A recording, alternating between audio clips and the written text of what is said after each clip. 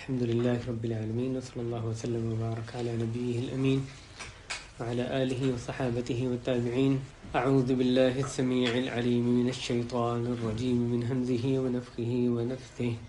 وهل أتاك حديث موسى إذ رأى نارا فقال لأهلهم كثوا إني آنست نارا لعلي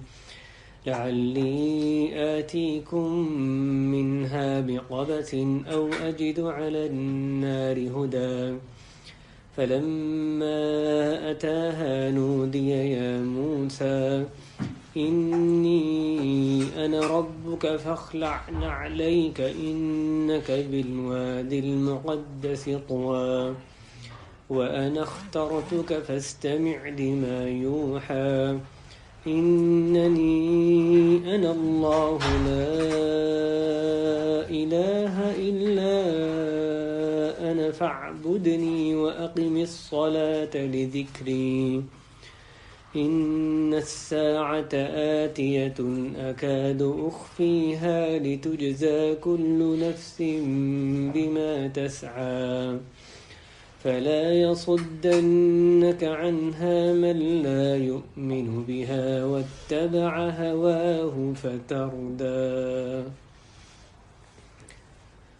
رب اشرح لي صدري ويسر لي أمري واحلل عقدة من لساني يفقهوا قولي.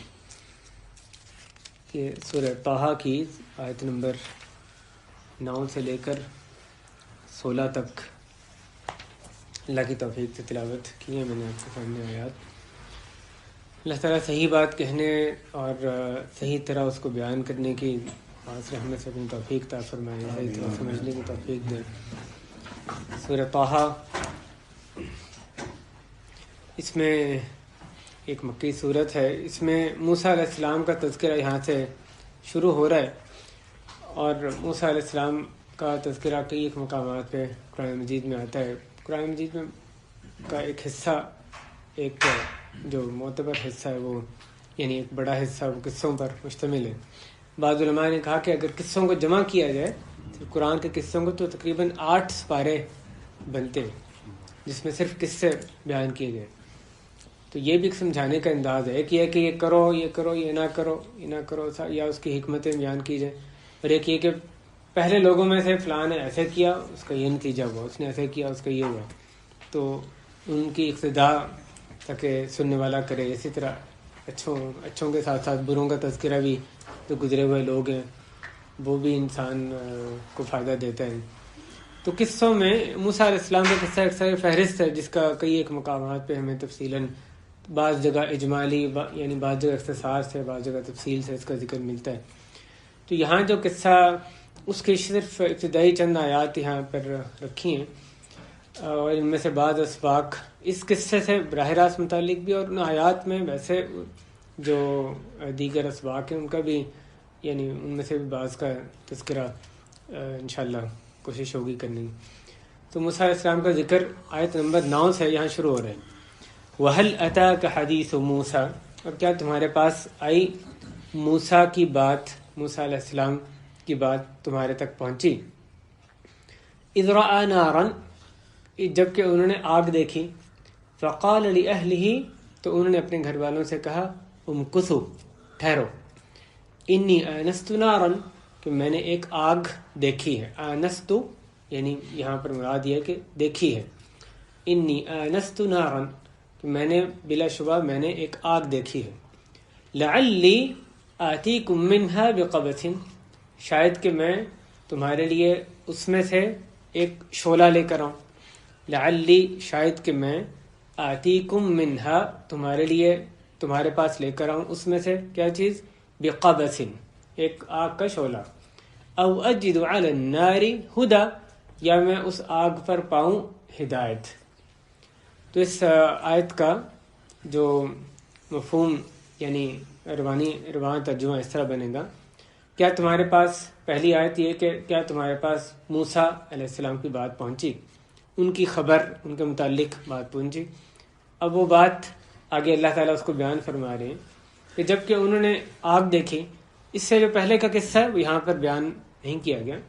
موسیٰ علیہ السلام جب مصر سے مدین پہنچے اور پھر وہاں جا کے وہ جو 2 لڑکیاں پانی پلائے تھے ان کے ذریعے سے وہ ان کے باپ تک، اور پھر انہوں نے ان کی جو یعنی نکاح کا مہر ایک انہوں نے مقرر کیا کہ 8 سال یا 10 سال خدمت کرو گے، اور حدیث میں آتا ہے کہ انہوں نے 10 سال خدمت کی، اور اس کے بعد جو یعنی ان کا اس سے نکاح پاتا ہے۔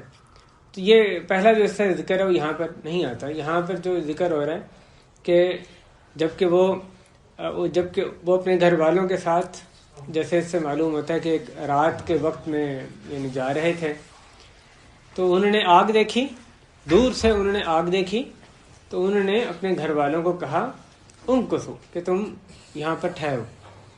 تو اور اس سے معلوم یہ ہوتا ہے کہ وہ یعنی سردیوں کے دن تھے اور وقت بھی رات کا تھا، یہ واضح بات ہے، وقت بھی رات کا اور سردیوں کے دن تھے۔ جیسے دوسری صورت میں یہ آتا ہے کہ انہوں نے کہا کہ شاید کہ تم اس کے ذریعے حرارت تمہیں پہنچے، یعنی ان کو اس کا لانے کا، شعلہ لانے کا مقصد ان کی جو ٹھنڈ ہے اس کو دور کرنا اس میں بتایا گیا۔ اس سے معلوم ہوتا ہے کہ یہ سردیوں کی بات ہو رہی ہے۔ دور سے آگ دیکھی تو انہوں نے اس میں سے آگ لانے کا ان کو کہا کہ تم یہیں ٹھہرو، انی آنست نارا، مجھے ایک آگ نظر آئی ہے، اور کیا مقصد کیا ہے؟ شاید کہ میں اس میں سے تمہارے لیے ایک شعلہ لے کر آؤں، اور جیسے دوسری صورت میں آیا کہ تم مجھ سے گرمائی حاصل کرو، او اجد علی النار ہدی، یا میں اس آگ پہ ہدایت پاؤں، ہدایت یعنی رستہ پاؤں۔ اس رستے پانے سے کیا مراد ہے؟ اس میں ایک تفصیل تو اس کی یہ کی گئی ہے کہ آگ کا جو شعلہ یا آگ کی جو روشنی ہے اس کے ذریعے سے مجھے راستہ یعنی پتہ چلے، تو آگ بذات خود میرے لیے راستہ بتانے کا ذریعہ بن جائے، یا یہ کہ میں آگ کے پاس جاؤں تو وہاں پر کوئی بندہ مجھے ملے جو کہ مجھے صحیح رستے کی طرف میری رہنمائی کرنے والا ہو۔ تو یہ بھی مراد یعنی مفسرین نے لکھا کہ ہو سکتی ہے۔ اس آیت میں جو فوائد یعنی علماء نے ذکر کیا اس میں سے ایک یہ ہے کہ موسیٰ علیہ السلام اب گھر والوں کے ساتھ جا رہے ہیں۔ ایک تو یہ کہ گھر والوں کی جو ضروریات کا خیال رکھنا، کہ اب ٹھنڈ کا موسم ہے تو وہ دور سے وہ کہتے ہیں میں جا کے وہ لے کر آؤں گا تمہارے لیے اس میں سے، یعنی تاکہ گرمائی کا جو سامان ہے وہ تمہارے لیے مہیا ہو سکے۔ تو ان کی یہ گرمی سردی یا اس طرح کی جو ضروریات ہیں اس کا خیال رکھنا مرد کا اپنے گھر والوں کی، وہ بھی ساتھ ایک سبق ملتا ہے۔ اور ایک اہم سبق اس سے بھی ملتا ہے، اب موسیٰ علیہ السلام جب آگ دیکھی اور وہاں جانے کا ارادہ کیا تو سیدھا چل نہیں پڑے، اپنے گھر والوں کو اطلاع دی کہ ٹھہرو، اور صرف ٹھہرو نہیں، آگے وجہ بتائی، مجھے آگ دکھائی دے، میں نے آگ دیکھی ہے، میں وہاں جا رہا ہوں، یہ میرا مقصد ہے، یہ وہاں سے لے کر اس لیے یہ فائدہ جو ہے مجھے یعنی آگ سے ملنے کی امید ہے۔ تو اپنے گھر والوں سے جب آدمی جدا ہو رہا ہو، کہیں جا رہا ہے، تو یہاں سے ہمیں موسیٰ علیہ السلام کی سنت ملتی ہے کہ ان کو اطلاع دے فلاں جگہ جا رہا ہوں، اور یعنی فلاں جگہ جا رہا ہوں، یہ مقصد ہے، جو بھی جیسے بھی یعنی مناسب طریقہ ہے تو ان کو اطلاع دے کر جائے۔ اپنی عزت کے اس کو خلاف سمجھنا کہ یہ میری آزادی پہ قدغن ہے، میں جہاں مرضی جاؤں، تو یعنی اس وجہ سے، اور اپنی جو بڑائی کے خلاف یہ سمجھنا کہ نہیں ہے میں گھر والوں کیوں بتا کر جاؤں، جہاں مرضی میں جاؤں، تو یہ بات جو ہے یہ درست نہیں ہے۔ اور بعض اوقات اس سوچ کی وجہ سے آدمی یعنی خود ہی سے کہیں چلا گیا، اور کوئی ایسی جگہ ہو کہ بھی مجبوری آ گئی ہے، کوئی بتانے کا ذریعہ نہیں ہے، تو اس کی ایک اور بات ہے۔ لیکن بات عام حالات میں، اور وہ ادھر ادھر نکل گیا اور پیچھے گھر والے پریشان ہو رہے ہیں کہ جانا تھا، کہاں گئے، کیا ہوا، تو ایک مختصر اطلاع کر دیتا تو وہ بھی سکون سے آرام سے رہتے۔ تو یہ نہیں کہ جب وہ پوچھیں گے تو بتائیں گے، بلکہ یہ خود موسیٰ علیہ السلام ان کو بتا رہے ہیں کہ تم یہاں ٹھہرو، یہ مقصد ہے میرا جانے کا۔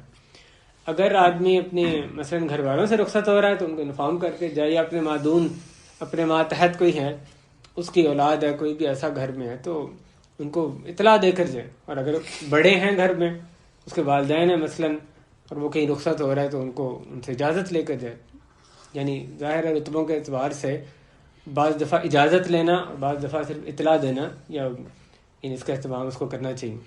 لیکن اگر ایسے بھی لوگ ہیں جن کو کہ پوچھنا، اجازت لینا ان سے لازمی نہیں ہے، مقصد نہیں ہے، پھر بھی ان کو اطلاع دینا، یہاں پر وہ اجازت نہیں لے رہے ہیں لیکن اپنے گھر والوں کو اطلاع پھر بھی دے رہے ہیں، تو یہ اپنی شان کے خلاف نہیں سمجھنا چاہیے. ان کا آرام کا خیال رکھنا، اس میں یہ بھی چیز آتی ہے، گھر والوں کو اس کی اطلاع دی جائے. تو انہوں نے کہا تم یہاں ٹھہرو، میں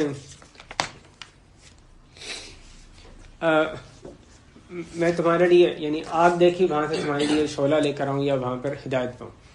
اس کے آگے اللہ تعالیٰ نے فرمایا فلما اتاہا نودی یا موسیٰ، جب وہ اس کے پاس آئے، اتاہا آگ کی طرف اشارہ ہے، آگ کے پاس آئے، نودیا ان کو پکارا گیا، یا موسیٰ اے موسیٰ.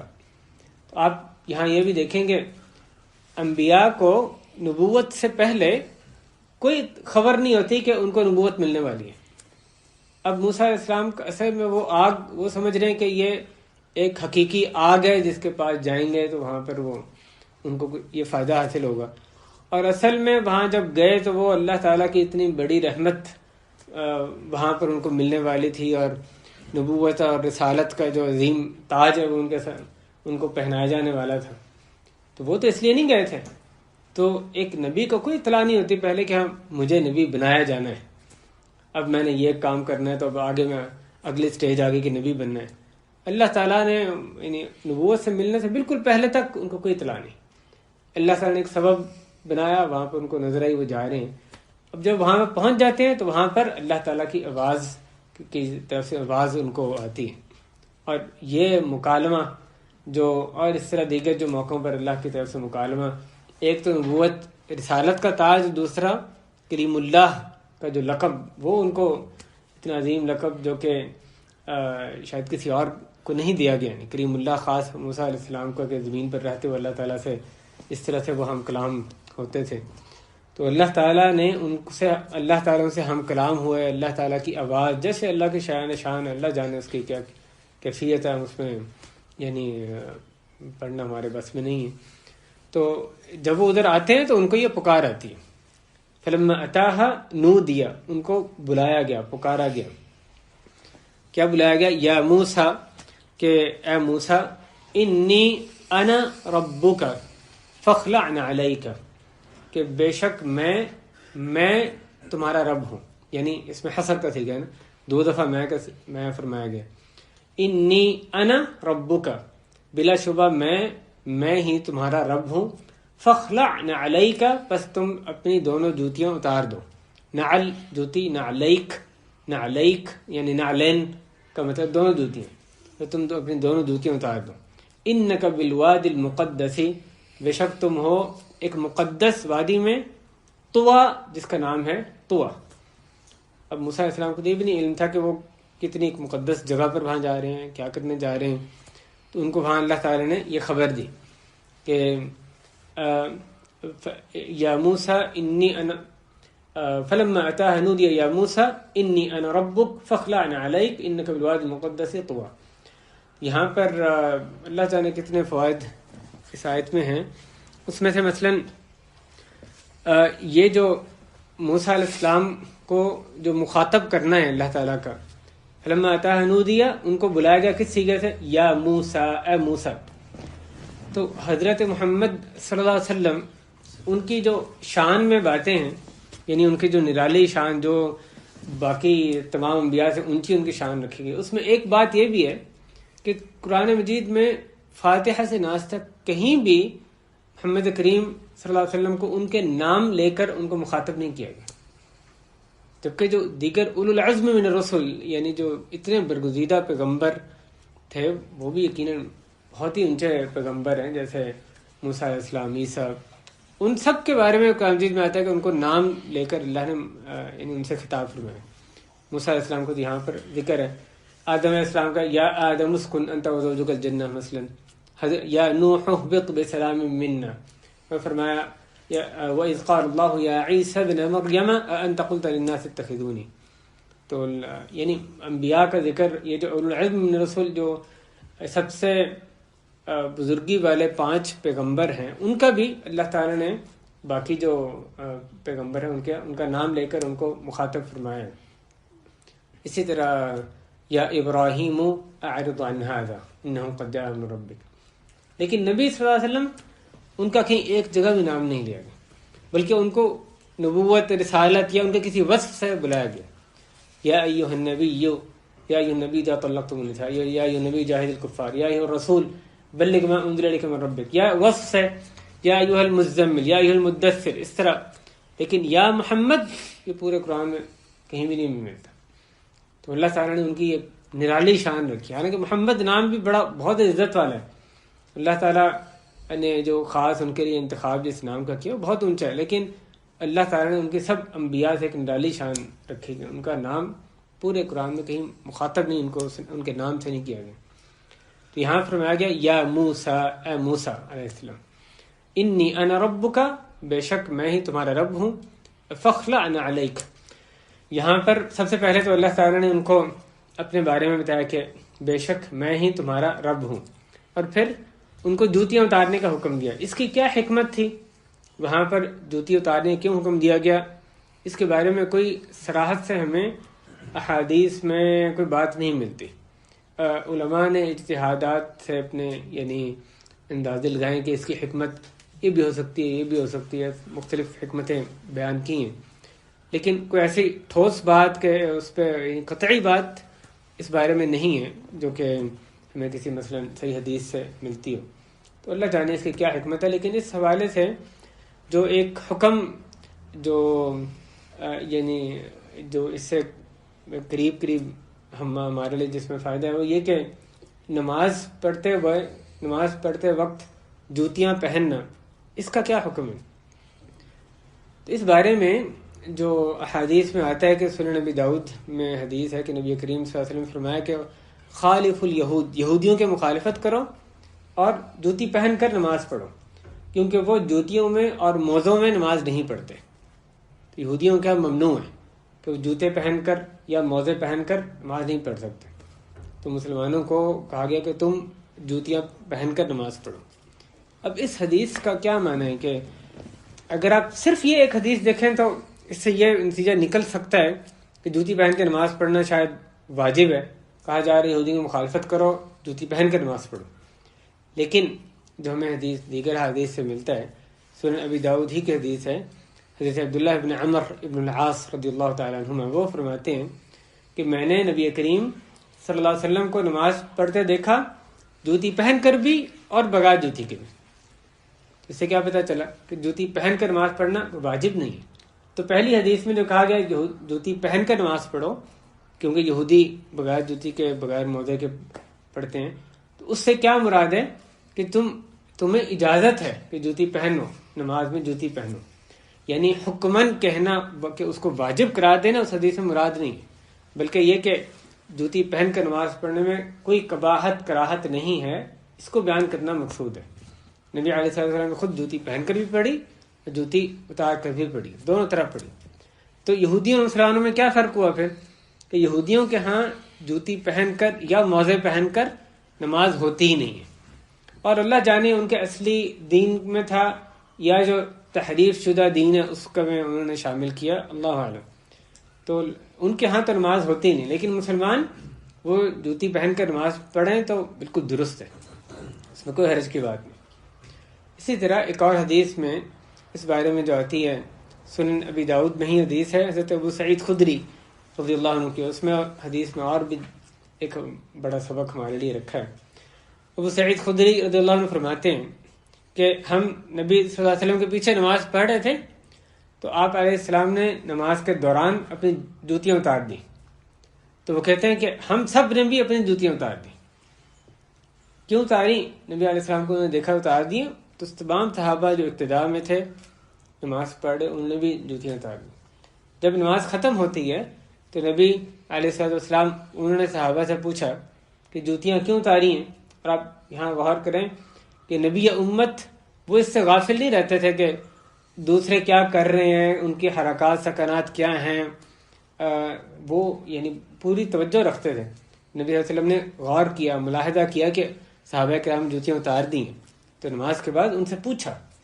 تو وہ ان کی طرف ان کا اہتمام ہوتا ہے، توجہ رہتی تھی کہ کون، ان کے حالات کیا ہیں، کیا کوئی غیر معمولی کام ہو رہا ہے، اس کی طرف یعنی توجہ ہوتی تھی۔ تو صحابہ سے پوچھا کہ کیوں جوتیاں اتاری ہیں، تو وہ انہوں نے ایک ایسا جواب دیا جو سونے کے یعنی سونے سے لکھے جانے کے قابل ہے۔ صرف انہوں نے بتایا کہ یا رسول اللہ آپ کو دیکھا ہم نے جوتیاں اتار دی ہیں، ہم نے بھی اتار دی۔ اس سے آگے کوئی دلیل ان کو نہیں چاہیے تھی، ہم نے دیکھا آپ نے جوتیاں اتار دی، ہم نے بھی اتار دی، بس۔ یعنی نبی صلی اللہ علیہ وسلم نے حکم بھی نہیں دیا، صرف نماز کے دوران جیسے ہی دیکھا جوتیاں اتار دی، سب صحابہ نے پیچھے پڑے تھے جوتیاں اتار۔ تو نبی علیہ السلام نے ان کو یہ خبر دی کہ میرے پاس نماز میں جبریل علیہ السلام تشریف لائے تھے اور انہوں نے مجھے یہ بتایا کہ میری جوتی میں گندگی ہے، تو اس لیے میں نے جوتیاں اتار دی۔ یعنی مقصد یہ تھا کہ میرے پاس جبریل علیہ السلام آئے، انہوں نے بتایا تمہارے پاس تو نہیں ایسی کوئی وحی آئی، تمہیں تو نہیں یہ بات پتہ چلی، تو میں نے جو اتاری اس کی تو ایک وجہ تھی، تمہارے اتارنے کی وہ وجہ نہیں تھی۔ البتہ صحابہ کے لیے جو ان کی وجہ تھی کہ آپ کو دیکھا اس لیے ہم نے بھی ایسا کر لیا، بس۔ تو آپ نے ایک عام ہدایت ان کو فرمائی کہ جب تم نماز پڑھنے لگو تو اپنی جوتی کو پہلے دیکھ لو، اس میں اگر گندگی ہے تو گندگی کو دور کر لو، پھر اس میں نماز پڑھ لو۔ تو یہ حکم، ایک عام حکم دیا گیا کہ جوتی پہنی ہے، نماز پڑھنے لگے ہیں تو دیکھ لیں جوتی میں کوئی گندگی نہ لگی ہو۔ اور گندگی اس میں صاف کرنے کا طریقہ کیا ہوگا؟ کیا اس کو 7 دفعہ یا 3 دفعہ کوئی خاص یعنی صابن سے دھونا ہے، کوئی اور خاص طریقہ نہیں، صرف زمین سے مٹی سے آپ اس کو رگڑ لیں تو وہ پاکی کے لیے کافی ہے، اس کے جوتی کی پاکی کے لیے اتنا ہی کافی ہے کہ زمین پر اس کو یعنی ایک اچھی طرح رگڑ لیا جائے، اس کی گندگی دور ہو جائے۔ اور یہاں پر ایک بات یہ بھی یاد رکھنے کی کہ اگر کہیں فتنے کا اندیشہ ہو، یعنی ایسے لوگ جو یہ آپ کو بتاؤ کہ یہ سمجھتے ہیں کہ جوتی پہن کے تو نماز کی جو حرمت ہے، اس کا تقدس ہے، اس کے خلاف ہے کہ جوتی پہن کے نماز پڑھی جائے، تو کہیں اگر خاص موقع پہ جوتی پہن کر نماز پڑھنا فتنے کا اندیشہ ہو تو وہاں پر جوتی نہیں پہننی چاہیے۔ یہی یعنی ہمیں سنت سے دیگر جو سنتیں یعنی نبی صلی اللہ علیہ وسلم کی سیرت سے پتہ چلتا ہے۔ نبی کریم علیہ السلام انہوں نے جب کعبہ کی تعمیر ہوئی اس وقت جو حصہ پورا نہیں کیا گیا، جس پہ چھت نہیں ڈالی گئی، جس کو حتیم کہتے ہیں، قریش کے پاس جو حلال کمائی تھی اس کے اپنے تئیں جو انہوں نے جس کو متعین کیا کہ یہ حلال ہے، وہ ختم ہو گئی اور وہ کعبہ کی تعمیر مکمل نہیں کر سکے، تو باقی انہوں نے یعنی پتھر رکھ دیے اس حرام کمائی میں، اس حرام کمائی سے اس کی تعمیر نہیں کی۔ نبی صلی اللہ علیہ وسلم اللہ تعالیٰ نے جب ان کو وہاں پر اقتدار دیا، کنٹرول دیا، اب وہ کر سکتے تھے اس کو ہٹا کر دوبارہ مکمل کعبہ کو اس طرح سے اپنی اصلی بنیادوں پر تعمیر کر دیتے، لیکن انہوں نے عائشہ رضی اللہ عنہا کو فرمایا کہ اگر تمہاری قوم وہ ابھی یعنی جاہلیت کے اگر وہ قریب نہ ہوتی کہ بھی مسلمان ابھی نئے مسلمان ہوئے ہیں، اگر وہ جاہلیت کا دور بھی قریب نہ ہوتا تمہاری قوم کے، تو میں اس کعبے کو ڈھاتا اور پھر اس کو دوبارہ سے تعمیر کرتا اور ابراہیم علیہ السلام کی بنیادوں پر اس کے 2 دروازے بناتا اور ان دونوں کو زمین کے ساتھ لگاتا، ایک سے لوگ اندر جائیں ایک سے باہر نکلیں، لیکن انہوں نے ایسا نہیں کیا۔ کیوں؟ اس لیے کہ فتنے کا اندیشہ تھا۔ حالانکہ انہوں نے اس خواہش کا اظہار کیا، لیکن وہاں فتنہ ہو سکتا تھا کیونکہ وہ لوگ یعنی مسلمان ابھی کچھ پہلے ہی ہوئے تھے، اس لیے انہوں نے کعبے کو اسی حالت پہ ہی چھوڑ دیا۔ تو اگر فتنے کا اندیشہ ہو جوتی پہن کر نماز پڑھنا تو پھر نہیں پڑھنی چاہیے، لیکن دوسری طرف ہمیں خود مسئلہ واضح ہونا چاہیے کہ بعض بھائی مثلا اگر آپ صحرا میں بھی پارک میں کہیں جوتی پہن کر نماز کا ٹائم آ گیا اور آپ نے جوتیاں پہنی ہوئی ہیں تو یہ لازم سمجھا جاتا ہے کہ جوتی اتار کر ایک طرف رکھنی ہے، یا کبھی جوتی اتار کر اس کے اوپر کھڑے ہوئے تھے، جوتی پہن کر نماز یہ تو درست یعنی ہے ہی نہیں، ایسا سمجھا جاتا ہے۔ یہ بات غلط ہے۔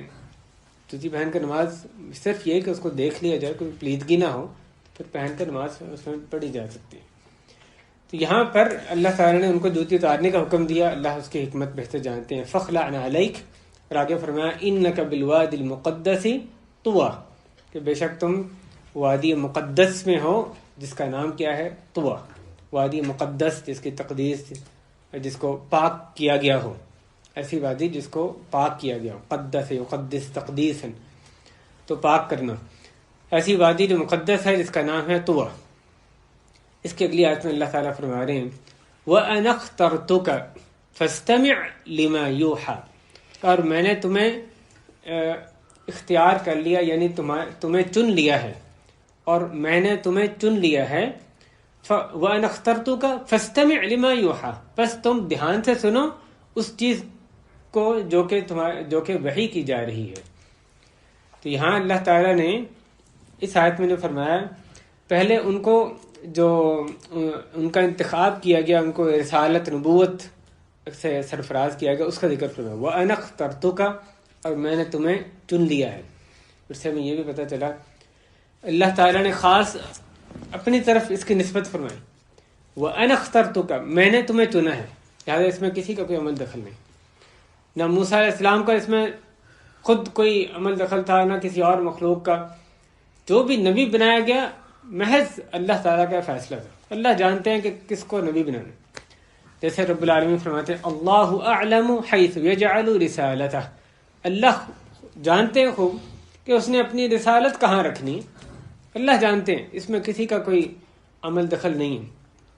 کفار نے ایک اعتراض کیا، وقالوا لولا نزل هذا القرآن على رجل من القريتين عظیم، انہوں نے کہا، کفار نے کہا کہ دو بستیوں میں سے کسی عظیم بندے پر یہ کیوں نازل نہ ہوا، یہ دو بستیوں میں سے کسی عظیم بندے پر نازل ہو جاتا۔ لولا نزل هذا القرآن، یہ قرآن جو ہے دو بستیوں سے مراد وہاں پر مکہ اور طائف ہے، اس میں کسی عظیم نے ان کے اپنے تئیں جو عظیم تھا، ورنہ تو محمد صلی اللہ علیہ وسلم انسانیت کے اعتبار سے بھی عظیم ترین انسان وہی ہے۔ جو بھی انسان ہونے کے ناطے جو بھی ایک اچھی صفات کوالٹیز ہو سکتی ہیں وہ ان میں کمال درجے پر موجود تھی، یعنی سب سے جو بہترین انسانی جو صفات ہو سکتی ہیں وہ بھی نبی صلی اللہ علیہ وسلم میں موجود تھی، لیکن ان کی اپنے ناقص عقل میں جو عظیم سٹیٹس والا، مال والا، مثلا کوئی عظیم لیڈر، تو اس کو کیوں نہ بنایا گیا۔ تو اللہ تعالیٰ فرماتے ہیں اہم یقسمون رحمت ربک، کہ کیا یہ تمہارے رب کی رحمت تقسیم کرتے ہیں؟ ان کو کب سے اختیار دے دیا، ان کے ذمہ لگایا گیا؟ تمہارے رب کی رحمت، جس میں نبوت بھی یقیناً بہت بڑی رحمت ہے، یہ لوگ تقسیم کرتے ہیں۔ اہم یقسمون رحمت ربک، آگے فرمایا نحن قسمنا بینہم معیشتہم فی الحیات الدنیا، کہ ہم ان کے درمیان ان کی معیشت دنیا کی زندگی میں تقسیم کرتے ہیں۔ دنیا کی جو معیشت ہے جو کہ نبوت سے کہیں کم چیز ہے، وہ بھی ہم ان کے درمیان تقسیم کرتے ہیں، وہ بھی ان کا تو اختیار نہیں ہے۔ جو آدمی امیر ہے اس کا اختیار نہیں تھا، اس کی چوائس نہیں کہ اس نے امیر ہونا ہے، دوسرا غریب، اس کی چوائس نہیں کہ اس نے غریب ہی رہنا ہے، اللہ تعالیٰ کا انتخاب ہے۔ اللہ تعالیٰ جس کو چاہتے ہیں زیادہ دیتے ہیں، زیادہ کھلا دیتے ہیں، جس کو چاہتے ہیں تنگ دیتے ہیں۔ وَرَفَعْنَا بَعْضَهُمْ فَوْقَ بَعْضٍ دَرَجَاتٍ، اور ہم نے ان کو ان میں سے بعض کو بعض کے پر یعنی درجات کے اعتبار سے اونچا کیا ہے۔ تو اللہ تعالیٰ ان کو کیسے مسکت جواب، منہ توڑ جواب یہاں پر دے رہے ہیں کہ جو کہ کہتے ہیں کہ یہ نبوت کسی بڑے انسان پر کیوں نہ نازل ہوئی، تو اللہ تعالیٰ کہہ رہے ہیں یہ تمہارے رب کی رحمت تقسیم کرتے ہیں۔ یہ تو دنیا کی زندگی میں بھی اپنے معیشت کے اپنے مالک نہیں، وہ بھی اللہ تعالیٰ اپنی مرضی سے جس کو چاہتے ہیں زیادہ دیتے ہیں، کم دیتے ہیں۔ تو یہاں پر رب العالمین نے موسیٰ علیہ السلام کو یہاں پر اطلاع دے رہے ہیں کہ وَأَنَا اخْتَرْتُكَ، میں نے تمہارا انتخاب کیا، تمہیں چن لیا۔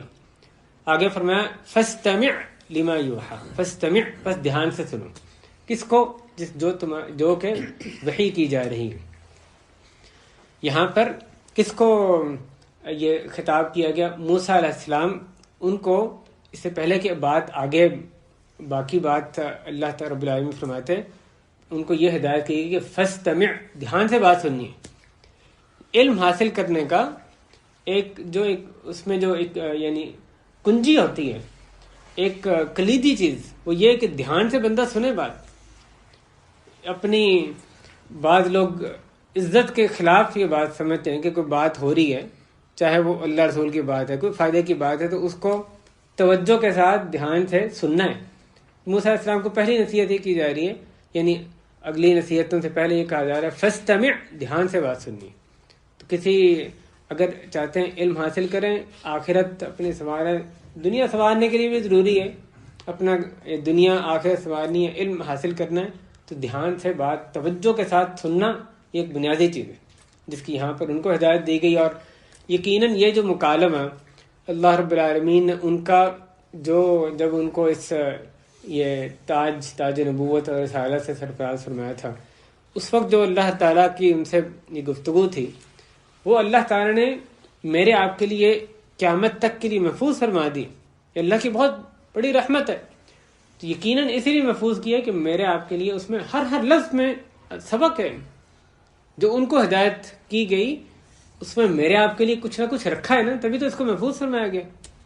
تو ہم نے اس پر غور کرنا ہے، یہ جو ان کو ہدایت دی گئی، مجھے ہر بندہ خود سوچے مجھے اس میں سے کیا ملا، میرے لیے لازماً اس میں سبق رکھے۔ یہ قصہ تو نہیں کہ اللہ تعالیٰ نے کہا وہ ان کو نبی بنایا، ان کو یہ بتا دیا، تو مجھے کیوں بتایا جا رہا ہے، کیوں اللہ نے اس کو قرآن میں محفوظ فرما دیا؟ اس لیے کہ میرے لیے اس میں نصیحتیں ہیں، اسباق رکھے ہیں۔ یہاں جو ان کو ہدایات دی جا رہی ہیں اس میں میرے لیے سبق ہے۔ وَأَنَا اخْتَرْتُكَ، میں نے تمہیں چن لیا، فَاسْتَمِعْ، بس دھیان سے سنو۔ دین کی بات جو علم حاصل کرنا چاہے، جو اپنی خیر چاہتا ہے، اس پر لازم ہے دھیان سے بات سننے کی عادت ڈالیں، توجہ سے بات سنیں، فَاسْتَمِعْ۔ اور یہاں یہ بھی دیکھیں، ایک تو طالب علم یعنی جو بھی مستفید ہے اس کے لیے اس میں ہدایت ہے، لیکن دوسری طرف جو ہدایات دینے والا یا جو معلم ہے، سکھانے والا ہے، اس کا بھی یہ تاکید کرنا اپنے مستفید کو یا جو سیکھنے والے ہیں ان کو کہ بات توجہ سے سنو۔ یہ بھی یہاں سے پتہ چلتا ہے، سننے والے کے لیے ادب بھی، اور سامع یعنی کہنے والا سننے والے دونوں کے لیے ادب اس میں آ رہا ہے۔ سننے والا دھیان سے سنے، اور جو سنانے والا ہے، کہنے والا، جب وہ ایک بات بتا رہا ہے کہ یعنی کام کی بات، دین کی بات مثلا کر رہا ہے، تو وہ حاضرین کو یہ یاد دہانی کروائے، توجہ دلائے کہ بات دھیان سے سنیں، ان کی توجہ دلائے۔ فاستمع، دھیان سے بات سنو، لما یوحا، اس کی طرف، اس بات کو جو کہ وحی کی جاتی ہے، لما یوحا۔ اگلی آیت میں اللہ رب العالمین اپنا تعارف فرماتے ہیں، فاستمع لما یوحا، بس تم دھیان سے سنو اس کو جو وحی کی جاتی ہے۔ اب آگے کیا بات پڑھی جا رہی ہے؟ اننی انا اللہ لا الہ الا انا فاعبدنی واقم الصلاۃ لذکری، بلا شبہ میں ہی اللہ ہوں۔ اننی انا اللہ، بے شک میں، انتہائی تاکید کا صیغہ یہ، ان بے شک، اننی میں، بے شک میں، انا پھر میں آ رہا، بلا شبہ میں اللہ اللہ ہوں۔ تو اللہ تعالیٰ سب سے پہلے ان کو اپنا تعارف فرما رہے ہیں، اور یہاں پر اللہ تعالیٰ نے جو اپنے تعارف میں پہلا جو لفظ، جو نام ارشاد فرمایا کہ میں اللہ ہوں۔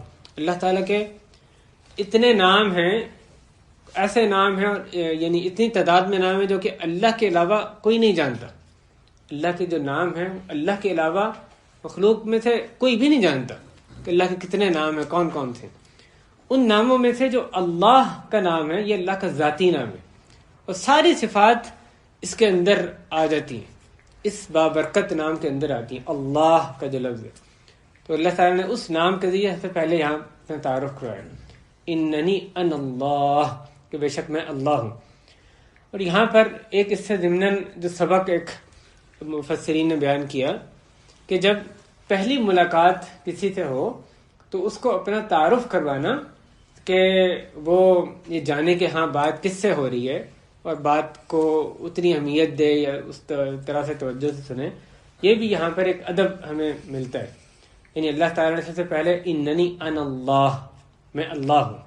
تو جب ہم کسی سے پہلی دفعہ ملتے ہیں، کوئی اپنا مدعا رکھنا ہے، اپنی بات رکھنی ہے، سب سے پہلے اس کو میں فلاں ہوں یا یہ حیثیت ہے، کچھ اپنا ایک تعارف، اپنا نام بتا کے تعارف، اس کے بعد آپ بات کریں تو وہ زیادہ مؤثر ہوتی ہے۔ اننی ان اللہ، آگے اللہ تعالیٰ نے جو اپنا اللہ کے بعد جو تعارف فرمایا، وہ آپ دیکھیں کس موقع پہ بات کہی جا رہی ہے تو اس کی کتنی اہمیت ہوگی۔ یہاں جو باتیں سے پہلی ملاقات میں اللہ تعالیٰ سے جو گفتگو جو فرما رہے ہیں، لا الہ الا انا، کوئی معبود نہیں کوئی سچا معبود نہیں، معبود برحق نہیں سوائے میرے. یہ وہ ہدایت ہے، وہ کلمہ ہے جو کہ اللہ تعالیٰ نے ہر اپنے نبی کو سب سے پہلے جس کی ہدایت کی. وما ارسلنا من قبلک من رسول الا نوحی الیہ انہ لا الہ الا انا فاعبدون. رب العالمین نے بہت سی جگہوں پر یہ بات یعنی واضح فرمائی ہے کہ ہر نبی کو جو پہلی ہدایت دی گئی اور جس بات کی طرف دعوت دینے کی سب سے پہلے ان کو ذمہ داری سونپی گئی وہ یہی ہے، لا الہ الا اللہ، توحید کی طرف. اللہ تعالیٰ نے یہ بات اجمالی طور پہ بھی بتائی اور تفصیلاً بھی بتائی. خاص انبیاء کا تذکرہ کر کے بھی فرمایا کہ ان نبی کو ہدایت یہ دی گئی، اس میں ان کو یہ دی گئی. توحید کی کس طرح ہر نبی کو ہدایت دی گئی اور انہوں نے آگے جو قوم کو ہدایات اس میں جو اول ترین اس کو جگہ دی. اور اجمالی طور پہ بھی بتایا، جیسے جو آیت میں نے ابھی سامنے رکھی اس میں اللہ تعالیٰ فرماتے ہیں سارے انبیاء کے بارے میں، وَمَا أَرْسَلْنَا مِن قَبْلِكَ مِن رَسُولٍ، اور آپ سے پہلے ہم نے کوئی بھی رسول نہیں بھیجا، إِلَّا نُوحِي إِلَيْهِ، سوائے کہ ہم ان کی طرف یہ وحی کرتے، إِلَّا نُوحِي إِلَيْهِ أَنَّهُ کہ بلا شبہ لا الہ الا انا، وہی الفاظ یہاں پر آ رہے ہیں، لا الہ الا انا فاعبدون، کہ سوائے کوئی معبود برحق نہیں سوائے میرے، پس تم میری ہی عبادت کرو. جو یہاں پر فرمایا گیا وہ سارے انبیاء کے بارے میں اللہ تعالیٰ نے وہ وہاں پر فرمایا. اور سورہ نحل کے شروع میں اللہ تعالیٰ فرماتے ہیں دوسری آیت میں، سورہ نحل کی دوسری آیت میں ارشاد ہے یُنَزِّلُ الْمَلَائِکَةَ بِالرُّوحِ مِنْ أَمْرِهِ، کہ اللہ تعالیٰ فرشتوں کو نازل فرماتے ہیں اپنی رحمت. بالروح، یہاں روح سے مراد جبریل، روح سے مراد یہاں پر وحی ہے. یُنَزِّلُ الْمَلَائِکَةَ بِالرُّوحِ، روح کے ساتھ، یعنی اللہ تعالیٰ نے اپنی وحی کو یہاں روح کہا ہے تو وحی کے ساتھ، من امرہ اپنے حکم سے، بالروح من امرہ علی من یشاء من عبادہ اپنے بندوں میں سے جس پر چاہتے ہیں اس پر، ان انذروا کہ تم ڈراؤ، ان انذروا انہ لا الہ الا انا فاتقون، کہ کوئی معبود برحق نہیں سوائے میرے، بس تم میرے سے ڈر جاؤ. تو وہاں بھی ایک اجمالی طور پر سب انبیاء کے بارے میں یہ بات جو ہے فرمائی گئی. اسی طرح اللہ نے فرمایا سورہ یعنی 70ویں سپارے میں کئی ایک انبیاء کا تذکرہ کر کے اس کے بعد کہا گیا ان هذه امتکم امتا واحدتا وانا ربکم فاعبدون، یہ تمہاری امت ہے، امت واحدہ. امت سے مراد یہاں پر دین، ملت، مذہب ہے. یہ تمہارا مذہب، دین جو کہ واحد دین ہے، شروع سے آخر تک دین اسلام، دین اسلام. ان هذه امتکم امتا واحدہ وانا ربکم، اور میں ہی تمہارا رب ہوں، فاعبدون، بس میری ہی عبادت کرو. اس طرح سے یہ ہدایت ہے جو پہلی ہدایت اللہ تعالیٰ نے ہر نبی کو دی. وَلَقَدْ بَعَثْنَا فِي كُلِّ أُمَّةٍ رَسُولًا أَنِ اعْبُدُوا اللَّهَ وَاجْتَنِبُوا الطَّاغُوتَ، اور ہم نے ہر امت میں رسول یقیناً بھیجا کہ اللہ کی عبادت کرو اور طاغوت سے اجتناب کرو. یہ آپ دیکھیں ایک طرف ہمیں یہ ہدایات ملیں، سب سے پہلی ٹاپ پہ جو چیز ہے جو اللہ تعالیٰ نے انبیاء کی طرف پہلی وحی یعنی جو ان کو ہدایت دی اور جس بات کا ان کو حکم دیا گیا کہ سب سے پہلے وہ اس بات سے اپنی قوم کو ڈرائیں، وہ لا الہ الا اللہ. اور پھر ہم دوسری طرف اس میں مداہنت کا شکار ہو جائیں، لوگوں کو جمع کرنے کی خاطر اگر یہ دعویٰ کیا جائے کہ نہیں توحید اس کو ذرا پیچھے کر دو، اس سے تفرقہ پیدا ہوتا ہے. جو لوگ توحید کے سراسر خلاف یعنی مسلمان ہوتے ہوئے بھی شرک کا ارتکاب کر رہے ہیں، اور ایسے لوگوں کی یعنی کمی نہیں ہے افسوس کے ساتھ جو مسلمان ہیں اور کھلم کھلا شرک کا ارتکاب کر رہے ہیں، کہتے ہیں توحید کی دعوت ہے تھوڑا پیچھے کر دو، اس کا اعلان برملا اعلان، اس پہ تھوڑا کمپرومائز کر لو تاکہ لوگ ہمارے ساتھ آ جائیں، لوگ جڑ جائیں. لوگوں کو علیحدہ کرنا، پہلے لوگ مشکل سے جڑ، تم نے ایسی چیز پر لوگوں کو جمع کرنا ہے جو کہ یعنی اس چیز سے تم نے رک کر رہنا جو کہ انبیاء کی اول ترین دعوت تھی توحید، اس کو پیچھے کر کے جتنے مرضی لوگوں کو جمع کر لو، کیا فائدہ اس میں؟ وہ اسلام کون سا اسلام تم نے نافذ کرنا ہے کہ توحید کو پسے پوش ڈال کے تم کو اس کو پیچھے چھوڑ کے ہم اسلام نافذ کریں؟ کہ یہ اسلام کون سا ہے جس کو نافذ کرنا ہے، جس کے نام پہ لوگوں کو جمع کرنا ہے؟ اور یہ یعنی پکارنے والے، اس طرح کی بات کرنے والے آج کل بہرحال نظر آتے ہیں. تو یہ انبیاء کا طریقہ نہیں ہے. اللہ تعالیٰ کی وحی بالکل واضح ہے، سب سے پہلے لا الہ الا انا. تو اللہ تعالیٰ نے کی طرف وحی کی، وَأَنَا اخْتَرْتُكَ فَاسْتَمِعْ لِمَا يُوحَىٰ إِنَّنِي أَنَا اللَّهُ لَا إِلَهَ إِلَّا أَنَا فاعبدنی واقم الصلاۃ لذکری، بس تم میری ہی عبادت کرو. پہلے فرمایا لا الہ الا انا، میں اللہ ہوں، میرے علاوہ کوئی معبود برحق نہیں. فاعبدنی، تو اب اس کا تقاضا کیا ہے؟ معبود برحق صرف میں ہوں، رب العالمین ہے. فاعبدنی، چنانچہ تم میری ہی عبادت کرو، عبادت میں کسی اور کو شریک نہیں کرنا. فاعبدنی، میری ہی عبادت کرو. تو اللہ تعالیٰ نے کو ہدایت دی فاعبدنی واقم الصلاۃ لذکری، بس تم میری ہی عبادت کرو، یہ پہلی ہدایت. اور دوسری واقم الصلاۃ لذکری، اور نماز کو قائم کرو میرے ذکر کے لیے.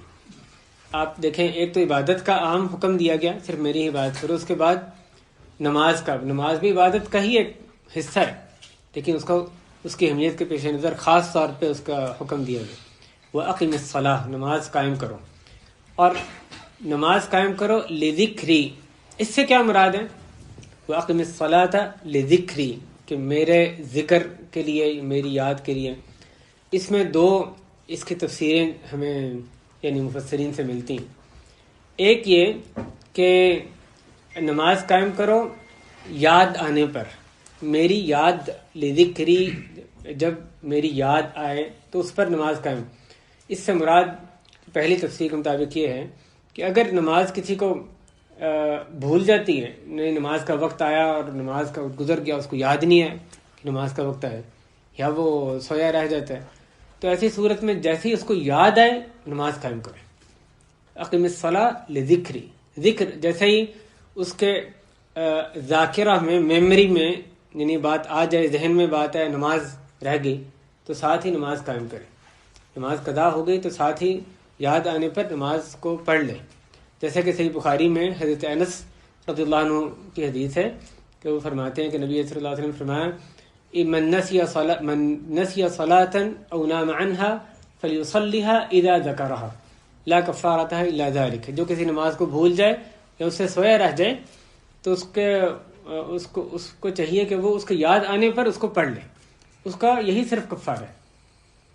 یعنی سویا رہ گیا یا بھول گیا تو جیسے ہی اس کو یاد آئے اس پر لازم ہے کہ فوری طور پہ یاد آنے پر پڑھ لے. اس پر نہ کوئی گناہ ہوگا، نہ کوئی اس کو فدیہ دینا، کوئی اور اس پہ چیز لازم نہیں. اگر بھول گیا تو اللہ تعالیٰ نے بھول چوک کو معاف کیا ہے. بلکہ اور بھی بہت سی چیزوں میں یہ ہمیں ہدایت ملتی ہیں. انسان اگر بھول جائے تو بھولنے کی وجہ سے اس پر مواخذہ نہیں ہوتا. نماز بھی اگر اتنا اہم رکن، لیکن اگر بھول جائے انسان تو اس کو مواخذہ نہیں ہے. نماز بھول کر قضا ہو گئی، ایک نماز، دو نمازیں، جو بھی اگر بھول کر آدمی کی قضا ہوتی ہے تو پھر اس پر مواخذہ نہیں ہے. لیکن جیسے ہی اس کو یاد ہے پھر مزید تاخیر نہیں کرنی، فوری طور پہ جو قضا نماز ہے پڑھ لیں. یہ ایک تفسیر. دوسری تفسیر اس کی یہ کی گئی ہے کہ وَأَقِمِ الصَّلَاةَ، نماز قائم کرو. آگے اس کا مقصد بیان کیا جا رہا ہے. لی یہاں پر سببیہ دوسری تفسیر میں بیان کیا گیا کہ نماز قائم کرو، مقصد کیا ہے؟ لذکری، میرے یاد کے لیے، میرے ذکر کے لیے. یعنی نماز جو تمہیں اس کا حکم دیا گیا، اس کا یہاں پر مقصد کیا بتایا گیا کہ اللہ تعالیٰ کا ذکر، تم اللہ کا ذکر کرنے لگ جاؤ، اللہ کی یاد تمہارے اندر ہو. اس بات کا تذکرہ مسلم زاہد صاحب نے پچھلے درس میں کیا تھا. واقم الصلاۃ لذکری، تو یہاں پر اللہ تعالیٰ کا ذکر کرنا، اس کو نماز کا ایک مقصد بیان کیا گیا.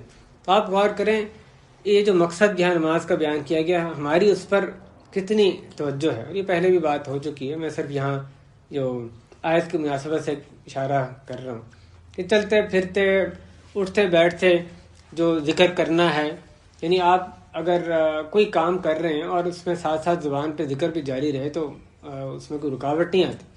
اگر آدمی مثلا یا خاتون ہے، وہ گھر میں کھانا پکا رہی ہیں اور ساتھ مثلا سبحان اللہ، الحمدللہ، لا الہ الا اللہ، اللہ اکبر، یہ بھی زبان پہ جاری ہے، تو اس کی وجہ سے کیا رکاوٹ ہے؟ کھانا بھی پکتا رہے گا اور ساتھ ساتھ یہ نیکیاں بھی جمع ہوتی رہیں گی اور بہت سے فوائد ذکر کے حاصل ہوتے رہیں گے. تو اس طرح اپنے آپ کو عادی بنانا چاہیے کہ مطلق ذکر زبان پہ ہمارے جاری رہنا چاہیے ذکر. یہاں نماز کے حوالے سے آیا، اور اسی طرح سورہ بقرہ میں ہمیں ملتا ہے حج کا جو ایک مقصد بھی بیان کیا گیا، وہاں پہ بھی حج کا بھی ایک مقصد ذکر الہی وہ بیان کیا گیا. تو بہرحال نماز کا ایک مقصد اس آیت میں اللہ تعالیٰ کا ذکر وہ بیان کیا گیا. آگے اللہ تعالیٰ نے فرمایا ان الساعۃ آتیۃ اکاد اخفیها لتجزا کل نفس بما تسعی، بلا شبہ قیامت یا گھڑی آنے والی ہے. آتیۃ اکاد اخفیها، قریب ہے کہ میں اس کو چھپاؤں. اللہ تعالیٰ نے قیامت کو یعنی قیامت آنی ہے، اس کا تو اللہ نے اعلان کیا، اس پر ایمان رکھنا لازم ہے. لیکن کب آنی ہے یہ اللہ نے مخفی رکھا، صرف اللہ تعالیٰ ہی جانتے ہیں کہ قیامت کب آنی ہے. تو یہاں فرمایا کہ قریب ہے کہ میں اس کو چھپاؤں. تو اس کے وقت کو اللہ تعالیٰ نے چھپا کے رکھا، لیکن قیامت آنے کی جو حقیقت ہے وہ رب العالمین نے بیان فرمائی ہے، اس پہ یعنی ایمان رکھنا لازم قرار دیا. اکاد اخفیہا، قیامت آنی ہے. کیوں آنی ہے؟ لتجزا کل نفس بما تسعی، تاکہ ہر نفس کو جزا ملے اس کی جو کچھ وہ کوشش کرتا ہے. تو قیامت کا جو تذکرہ ہے یہ رب العالمین حضرت موسیٰ علیہ السلام کو جب ابتدائی طور پہ ان کو وحی ان کی طرف کی جا رہی ہے، اس میں قیامت کا بھی ذکر ہو رہا ہے کہ دیکھو بلا شبہ قیامت آنے والی ہے. اور اس قیامت کا مقصد آگے یہ ہے، ہر بندے کو جو اس نے کوشش کی، اچھی بری کوشش کی، اس کی جزا، اس کی سزا وہاں قیامت کے دن ملنی. بہترین بندہ ہو بدترین بندہ ہو، ہر ایک کو وہاں اس کی جزا سزا کا سامنا اس کو کرنا ہے. یہ قیامت کا تذکرہ دیکھیں اپنے گھروں میں کتنا ہوتا ہے. اس کو یعنی گھروں میں اس کا رواج گھروں میں اس کا دینا چاہیے. اپنے گھر والوں کے ساتھ، بچوں کے ساتھ قیامت کا تذکرہ ہونا چاہیے، تبھی بندہ قائم رہ سکتا ہے دین پر. قیامت حاضر ہوگی، قیامت کا جو ذکر ہے وہ ہوتا رہے گا، ذہن میں تازہ رہے گی، اس کا ذکر ہوتا رہے گا، تبھی ہم معصیت سے بچ سکتے ہیں، خیر کے کاموں میں آگے بڑھیں گے.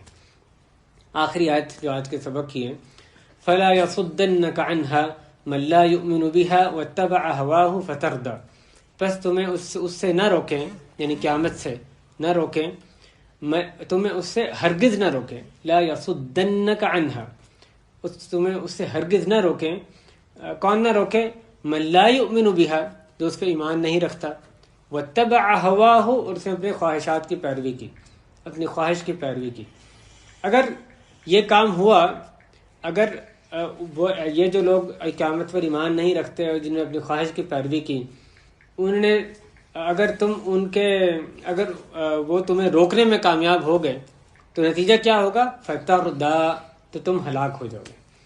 تو اس آیت میں اللہ تعالیٰ نے موسیٰ علیہ السلام کو ایک نصیحت فرما رہے ہیں، ہدایت کر رہے ہیں. کس کو نصیحت کر رہے ہیں؟ موسیٰ علیہ السلام کو. اس نصیحت کی اگر موسیٰ علیہ السلام کو ضرورت تھی تو کسی بھی اور بندے کو بدرجہ اولا ضرورت ہے کہ بھی نصیحت ہوتی رہے کہ دیکھو یہ قیامت آنے والی ہے، اس سے غافل نہ ہو جانا، اس کی تیاری کرتے رہنا، ہمیشہ اس کو ذہن میں تازہ رکھنا. یہ نصیحت ہوتی رہنی چاہیے. فلا يصدنك عنها، اور ان لوگوں کی جو لوگ آخرت پہ ایمان نہیں رکھتے اور اپنی خواہش کی پیروی کرتے ہیں، وہ تمہیں قیامت سے روک نہ دیں، اس سے تمہیں غافل نہ کر دیں. اور صحبت کا بہت زیادہ اثر ہوتا ہے. کوشش کرنی چاہیے اچھے لوگوں کے ساتھ اٹھیں بیٹھیں، برے لوگوں سے جو آخرت پہ ایمان جن کا ہے ہی نہیں یا کمزور ہے اور خواہشات کے پیچھے لگے ہوئے ہیں، ایسے لوگوں سے دور رہنا چاہیے. لازماً صحبت کا اثر ہوتا ہے. بری صحبت ہوگی، برا اثر ہوگا. آدمی اللہ سے، دین سے یعنی دور ہوتا جائے گا. اچھی صحبت کا اچھا اثر ہوتا ہے. اگر ایسے لوگوں کے ساتھ ایسے لوگوں کی باتوں میں آ گئے تو کیا ہوگا؟ فتردى، آپ ہلاک ہو جائیں گے. دیکھیں کہ اس کو کہا جا رہا ہے موسیٰ علیہ السلام کو کہ اگر آپ بھی ایسے لوگوں کے پیچھے لگ گئے، آخرت سے غافل ہو گئے، تو پھر ہلاکت آپ کے نصیب میں بھی ہے. جو کہ ایک نبی کے یعنی ایک نبی تو اللہ تعالیٰ کی حفاظت میں ہوتا ہے، لیکن ان کو بھی ایک ایسی مساوات ہے، سارے لوگ اس میں برابر ہیں، قانون میں برابر ہیں. اگر آخرت کو بھول گئے تو پھر جیسے کوئی ادنا بندہ، اسی طرح اعلیٰ ترین بندے وہ بھی آخرت سے غافل ہو گئے تو آپ ہلاک ہو جائیں گے. اس لیے اسے ہوشیار رہنا، آخرت ہمیشہ اپنے آنکھوں کے سامنے رکھنی. یہ ایک مختصر کوشش تھی ان آیات کی تشریح. اس میں اور اللہ تعالیٰ نے بہت سے اسباق رکھے ہیں جو یعنی ان آیات میں ہمارے سیکھنے کے لیے. بہرحال یہ ان میں سے چند ایک اسباق تھے. اللہ تعالیٰ کہنا سننا قبول فرمائے اور ان آیات کو رب العالمین ہمارے ذہن نشین فرما دے. اس میں جو ہمارے عقیدے کی، عمل کی بہت سی باتیں ہمارے لیے رکھی ہیں، اللہ تعالی ہمارا سینہ ان کے لیے کھول دے، ان پہ عمل پیرا ہونے کی توفیق عطا فرمائے، ان کو عقیدہ کا حصہ بنانے کی توفیق دے، اور آخرت کا عقیدہ ہمیں خوب ہمارے ذہنوں میں پکا فرما دے، ہمارے بھی، ہمارے اہل و عیال کے بھی۔ اے اللہ ہمارے گھروں کو دین کا گہوارہ بنا، آخرت کی ہمیں تیاری کرتے رہنے کی توفیق عطا فرما۔